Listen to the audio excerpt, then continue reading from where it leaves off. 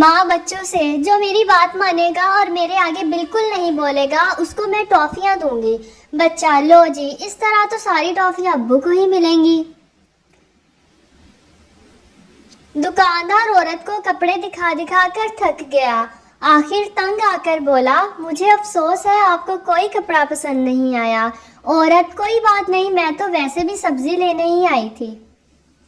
ساس بہو سے: تمہیں کھانا پکانا نہیں آتا تو شادی سے پہلے کیوں نہیں بتایا؟ بہو: آپ کو سرپرائز دینے کے لیے۔ فرینڈز، میری ویڈیو کو لائک کریں اور چینل کو سبسکرائب کریں۔ ایک آدمی سارا دن اپنا نکاح نامہ الٹا سیدھا کر کے دیکھتا رہا، آخر اس کی بیوی نے تنگ آ کر پوچھا: یہ آپ کیا کر رہے ہیں؟ تو شوہر بولا: میں اس کی ایکسپائری ڈیٹ ڈھونڈ رہا ہوں، مل ہی نہیں رہی۔ آدمی: جناب آپ صرف شادی شدہ افراد کو ہی ملازمت پر کیوں رکھتے ہیں؟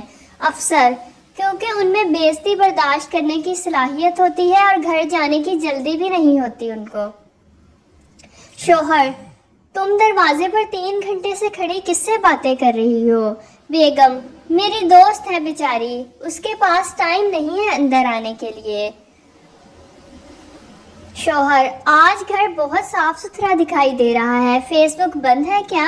بیوی: ارے نہیں، میرا چارجر نہیں مل رہا تھا، ڈھونڈتے ڈھونڈتے صفائی ہو گئی۔ فرینڈز، اس طرح کے اور لطیفے سننے کے لیے میرے چینل کو سبسکرائب ضرور کیجیے۔ بیوی: ڈاکٹر صاحب میرے شوہر رات کو نیند میں بولتے ہیں، میں کیا کروں؟